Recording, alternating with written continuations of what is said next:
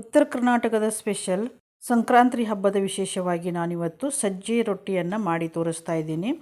ಈ ಸಜ್ಜಿ ರೊಟ್ಟಿ ನಾವು ಮಾಡಲಿಲ್ಲ ಅಂದರೆ ಸಂಕ್ರಾಂತಿ ಹಬ್ಬ ಪೂರ್ತಿನೇ ಆಗಲ್ಲ, ಪೂರ್ತಿ ಅಂತ ಹೇಳ್ಬೋದು. ಹಾಗಿದ್ರೆ ಬನ್ನಿ ಈ ಸಜ್ಜಿ ರೊಟ್ಟಿ ಮಾಡೋದು ಹೇಗೆ ಅಂತ ನೋಡೋಣ.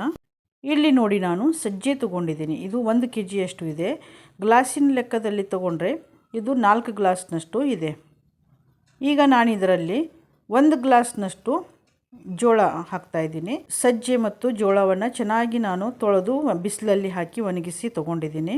ಹಾಗೆಯೇ 1/4 ಗ್ಲಾಸ್ನಷ್ಟು ಉದ್ದಿನಬೇಳೆ. ಈ ಉದ್ದಿನಬೇಳೆ ಏನಿದೆಯಲ್ಲ, ತೊಳಿಬಾರ್ದು, ಬಟ್ಟೆ ಮೇಲೆ ಹಾಕಿ ಇದನ್ನು ಒರೆಸಿ ತೊಗೊಂಡಿದ್ದೀನಿ. ನೋಡಿ, ಇಲ್ಲಿ ಬಿಳಿ ಬಿಳಿಯಾಗಿದೆ ಬಟ್ಟೆಯೆಲ್ಲ.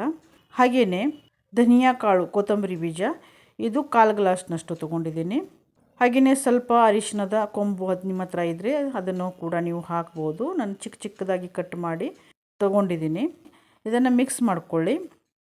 ಹಾಗೆಯೇ ಇದರಲ್ಲಿ 1 ಗ್ಲಾಸ್ನಷ್ಟು ನಾನಿಲ್ಲಿ ಅಕ್ಕಿ ಸೇರಿಸ್ತಾ ಇದ್ದೀನಿ. ಅಕ್ಕಿ ಕೂಡ ಅಷ್ಟೇ ತೊಳೆದು ಒಣಗಿಸಿ ತೊಗೊಂಡಿದ್ದೀನಿ ನಾನು. ಇದನ್ನು ಹಾಕಿ ಮಿಕ್ಸ್ ಮಾಡಿ ನಾವು ಗಿರಣಿಗೆ ಕೊಟ್ಟು ಇದನ್ನು ನಾವು ಹಿಟ್ಟು ಮಾಡಿಕೊಂಡು ಬರಬೇಕು. ಇವಾಗ ಇಲ್ಲಿ ಹಿಟ್ಟು ಮಾಡ್ಕೊಂಡು ಬಂದಿದ್ದೀನಿ. ನನಗೆ ಎಷ್ಟು ಬೇಕಾಗಬೇಕು ನೋಡಿ ಅಷ್ಟನ್ನೇ ನಾನಿಲ್ಲಿ ತೊಗೊಂಡಿದ್ದೀನಿ. ಸಾಣಿಸಿ ತೊಗೊಂಡಿದ್ದೀನಿ ನಾನು ಈ ಹಿಟ್ಟು. ಈಗ ನಾವು ರೊಟ್ಟಿ ಮಾಡಲಿಕ್ಕೆ ಗ್ಯಾಸ್ ಮೇಲೆ ಒಂದು ಪಾತ್ರೆ ಇಟ್ಕೊಂಡಿದ್ದೀನಿ. ಅದರಲ್ಲಿ 1 ಗ್ಲಾಸ್ನಷ್ಟು, ಈ ಗ್ಲಾಸ್ನಿಂದ 1 ಗ್ಲಾಸ್ನಷ್ಟು ನೀರು ಹಾಕಿದ್ದೀನಿ. ಇದು ನೀರು ಚೆನ್ನಾಗಿ ಕುದಿಬೇಕು. ಈಗ ನಾನು ಇದರಲ್ಲಿ ಸ್ವಲ್ಪ ಉಪ್ಪು ಸೇರಿಸ್ತಾ ಇದ್ದೀನಿ. ಹಿಟ್ಟು ಬಿಸ್ಕೊಂಬರಬೇಕಾದ್ರೆ ಅರಿಶಿನ ಹಾಕಲಿಲ್ಲ ಅಂದರೆ ಈಗ ನೀರಿನಲ್ಲಿ ನೀವು ಅರಿಶಿನ ಹಾಕಿನೂ ರೊಟ್ಟಿಯನ್ನು ಮಾಡ್ಕೋಬೋದು. ನಾವೇನು ನೀರು ತೊಗೊಂಡಿದ್ದೀವಲ್ಲ, ಅದೇ ಗ್ಲಾಸ್ನಿಂದ ನಾನು 1 ಗ್ಲಾಸ್ನಷ್ಟು ಇಲ್ಲಿ ಹಿಟ್ಟು ತೊಗೊಂಡಿದ್ದೀನಿ. ಹಿಟ್ಟು ತೊಗೊಂಡು ಈ ನೀರು ಏನು ಕುದೀತಾ ಇರುತ್ತೆ ನೋಡಿ, ಈ ಕುದಿಯೋ ಟೈಮಲ್ಲಿ ಗ್ಯಾಸನ್ನು ಸ್ವಲ್ಪ ಕಡಿಮೆ ಮಾಡಿ ಲೋ ಫ್ಲೇಮ್ನಲ್ಲಿ ನಾವು ಈ ಹಿಟ್ಟನ್ನು ಹಾಕಿ ತಿರುಗಿಸ್ಬೇಕು. ಚಮಚದ ಹಿಂದಿನ ಭಾಗದಿಂದ ತಿರುಗಿಸ್ಕೊಳ್ಳಿ. ಹಿಟ್ಟು ಎಲ್ಲ ಚೆನ್ನಾಗಿ ಮಿಕ್ಸ್ ಆಗುತ್ತೆ. ಇವಾಗ ನೋಡಿ, ಇಲ್ಲಿ ಈ ರೀತಿಯಾಗಿ, ನಾನು ಇದನ್ನು ಸ್ಕಿಪ್ ಮಾಡಲಿಲ್ಲ, ವಿಡಿಯೋ ನಿಮಗೆ ಪೂರ್ತಿಯಾಗಿ ತೋರಿಸ್ತಾ ಇದ್ದೀನಿ. ಈ ರೀತಿಯಾಗಿ ತಿರುಗಿಸ್ಕೊಳ್ಳಿ. ಚೆನ್ನಾಗಿ ಮುದ್ದೆ ಥರ ಆಗಬೇಕು ಈ ಹಿಟ್ಟು. ಅಂದರೆ ಈ ರೀತಿಯಾಗಿ ನಾವು ಹಿಟ್ಟು ಮಾಡಿಕೊಂಡು ರೊಟ್ಟಿ ಮಾಡಿದರೆ ತುಂಬ ಚೆನ್ನಾಗಿ ಬರುತ್ತೆ. ಮಾಡಲಿಕ್ಕೆ ಬರಲ್ಲ ಅನ್ನೋರು ಕೂಡ ಇದನ್ನು ಆರಾಮಾಗಿ ರೊಟ್ಟಿಯನ್ನು ಮಾಡ್ಕೋಬಹುದು. ಇವಾಗ ನೋಡಿ, ಕೈಗೆ ಸ್ವಲ್ಪ ನೀರು ಹಚ್ಕೊಂಡು ನೋಡಿ, ಈ ರೀತಿಯಾಗಿ ಹಿಟ್ಟು ಇಲ್ಲಿ ರೆಡಿಯಾಗಿದೆ. ಗ್ಯಾಸ್ ಕಟ್ಟೆ ಮೇಲೇ ಈ ಹಿಟ್ಟನ್ನು ತೆಗಿತಾ ಇದ್ದೀನಿ ನಾನು. ನೀವು ಬೇಕಾದರೆ ಪರಾತ್ನಲ್ಲಿ ನೀವು ಹಾಕೋಬೋದು. ನನಗೆ ಗ್ರಿಪ್ ಸಿಗಲ್ಲ ಪರಾತ್ನಲ್ಲಿ ಹಾಕಿದರೆ, ಅದಕ್ಕೋಸ್ಕರ ನಾನಿಲ್ಲಿ ಕಟ್ಟೆ ಮೇಲೇ ಹಾಕ್ಕೊಂಡಿದ್ದೀನಿ.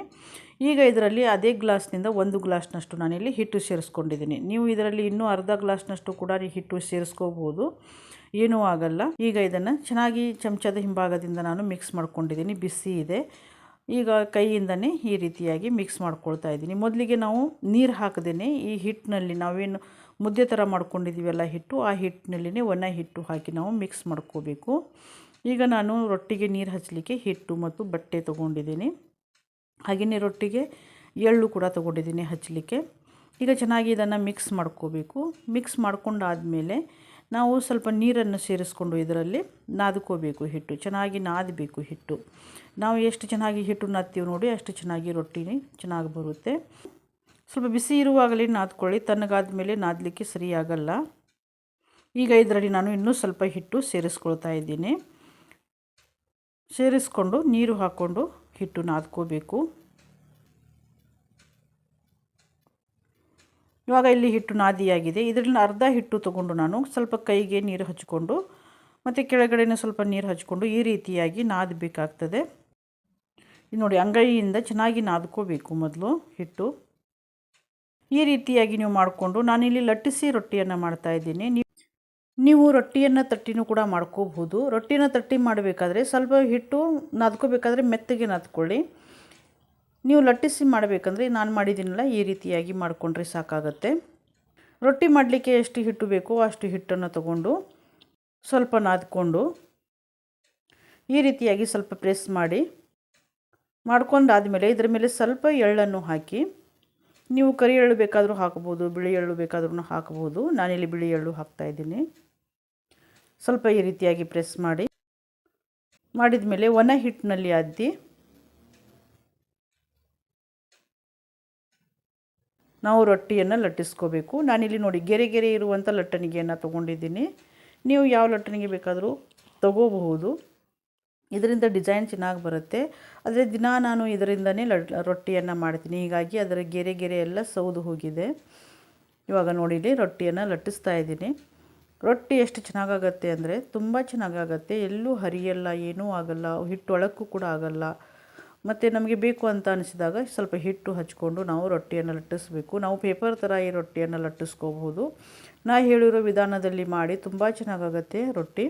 ಮತ್ತು ಮಧ್ಯದಲ್ಲಿ ತೆಳ್ಳಗೆ ಸುತ್ತಲೂ ದಪ್ಪ, ಸುತ್ತಲೂ ತೆಳ್ಳಗೆ ಮಧ್ಯದಲ್ಲಿ ದಪ್ಪ, ಹೀಗೆಲ್ಲ ಆಗಬಾರ್ದು.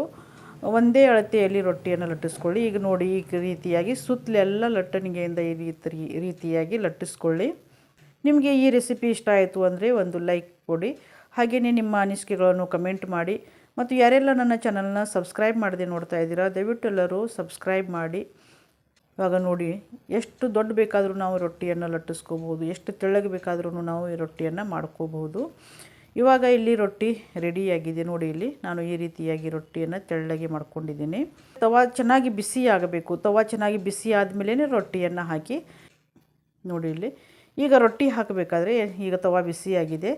ಬಿಸಿಯಾಗಿದ್ದ ತವಾದಲ್ಲಿ ನಾವು ರೊಟ್ಟಿ ಹಾಕಬೇಕಾದ್ರೆ ಉರಿಯನ್ನು ಕಡಿಮೆ ಮಾಡಿ ರೊಟ್ಟಿ ಹಾಕಬೇಕು ಮತ್ತು ಎಳ್ಳು ಹಚ್ಚಿದ ಭಾಗನ ಕೆಳಗಡೆ ಆಗಬೇಕು. ಆ ರೀತಿಯಾಗಿ ರೊಟ್ಟಿ ಹಾಕಬೇಕು. ರೊಟ್ಟಿ ಹಾಕಿದ ತಕ್ಷಣವೇ ಗುಳ್ಳೆಗಳು ಏಳೋದಕ್ಕಿಂತ ಮುಂಚೆನೇ ರೊಟ್ಟಿಗೆ ನಾವು ನೀರನ್ನು ಹಚ್ಚಬೇಕು. ತಕ್ಷಣವೇ ನೀರು ಹಚ್ಚಬೇಕು ರೊಟ್ಟಿಗೆ. ಹಚ್ಚಿದ ನಂತರ ಮೇಲ್ಗಡೆ ಸ್ವಲ್ಪ ಡ್ರೈ ಅನಿಸುತ್ತೆ, ಆವಾಗ ನಾವು ರೊಟ್ಟಿನ ತಿರುಗಿಸಿ ಹಾಕಬೇಕು. ಅಂದರೆ ನೀರೆಲ್ಲ ಹೋಗಬೇಕು, ಆವಾಗ ಈ ರೊಟ್ಟಿಯನ್ನು ತಿರುಗಿಸಿ ಹಾಕಬೇಕು. ನಾವು ರೊಟ್ಟಿಯನ್ನು ಏನು ತಿರುಗಿಸಿ ಹಾಕ್ತೀವಿ ನೋಡಿ, ಇವಾಗ ಉರಿಯನ್ನು ಹೆಚ್ಚು ಮಾಡಬೇಕು. ಹೆಚ್ಚು ಮಾಡಿ ಹೆಚ್ಚು ಉರಿಯಲ್ಲಿ ರೊಟ್ಟಿಯನ್ನು ನಾವು ಇಲ್ಲಿ ಬೇಯಿಸ್ಕೋಬೇಕು.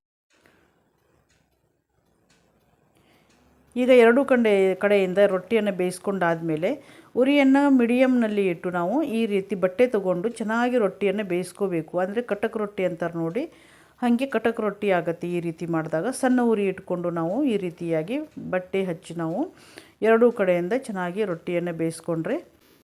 ಈಗ ಇಲ್ಲಿ ಸಜ್ಜೆ ರೊಟ್ಟಿ ರೆಡಿಯಾಗಿದೆ. ಇದನ್ನು ಒಂದು ಬುಟ್ಟಿಯಲ್ಲಿ ತೆಗೆದಿಟ್ಕೊಳ್ತಾ ಇದ್ದೀನಿ. ಇವಾಗ ನೋಡಿ, ಇಲ್ಲಿ ರೊಟ್ಟಿ ಎಲ್ಲ ಮಾಡಿ ಆಗಿದೆ. ನೀವು ನೋಡ್ಬೋದು ಇಲ್ಲಿ ಎಷ್ಟು ಚೆನ್ನಾಗಾಗಿದೆ ನೋಡಿ, ಪೇಪರ್ ಥರ ಆಗಿದೆ ರೊಟ್ಟಿ. ಎಲ್ಲರಿಗೂ ಧನ್ಯವಾದಗಳು.